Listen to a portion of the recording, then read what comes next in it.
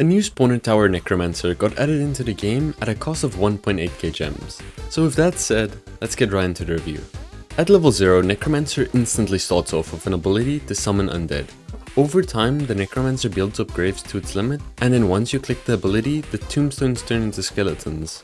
As you level up Necromancer, the spawners start to progressively get stronger and stronger. At level 0, it spawns basic skeletons that are 20 HP. They have pretty decent speed, but they are really not that great considering the base cost of the tower. As for Necromancer's own stats, it starts with a damage of 8, range of 16 and cooldown of 1.5, making for a DPS of 5.3 at a starting cost of 2.25k, thus making it a mid to late game oriented tower. It instantly starts off with both flying and hidden detection, making it a viable tower when looking to deal with hiddens. The max amount of gravestones it can have at a single time is about 6. Next on level 1, Necromancer already starts to get pretty interesting. Alike to Archer, it now gains a pierce type damage, making it able to shoot through enemies. As for other changes, the cooldown now gets decreased to 1 second, leading to a DPS between 6.6 to 20 based on how many it pierces. This comes at a really cheap price of 750, definitely an upgrade you'd want to go for. Following that, with level 2, the spawn count also increases from 2 to 3, with it also being able to spawn sword skeletons. These are basically upgraded versions of the level 0 skeletons with a damage of 15, range of 6, and fire rate of 0.8, making for a solid DPS of 18.8 considering you can spawn multiple of them. Necromancer's cooldown now also gets decreased to 1 second. This results in a DPS of 10 to 30 based on how many he pierces.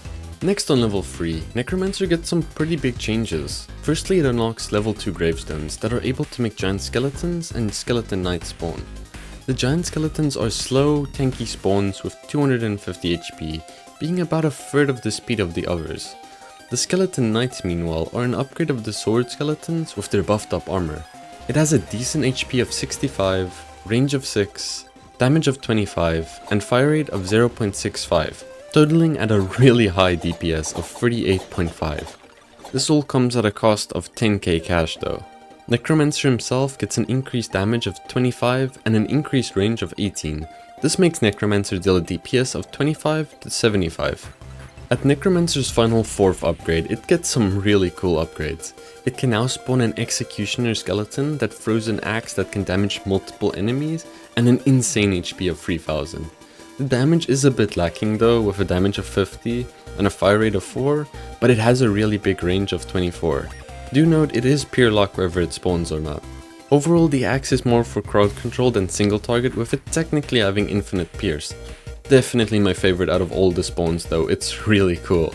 It also now spawns hollow guards, an upgraded version of the giant skeletons, with a pretty high HP of 750. The Necromancer also now has exploding tombstones that deal 75 damage. Do note the Necromancer needs to deal damage or finish off zombies to upgrade the graves to their best variants. As for Necromancer's own stats, its damage gets reduced to 15, but its fire rate gets increased to 0.3. It can now also damage up to 4 enemies, making the DPS between 50 and 200, which is actually really good. Overall, I'm not really sure whether this tower will be meta, nor if it's worth buying, but it's definitely fun, so I'll be using it a lot and I'd recommend saving up for it if you can already buy it. See ya on the next one.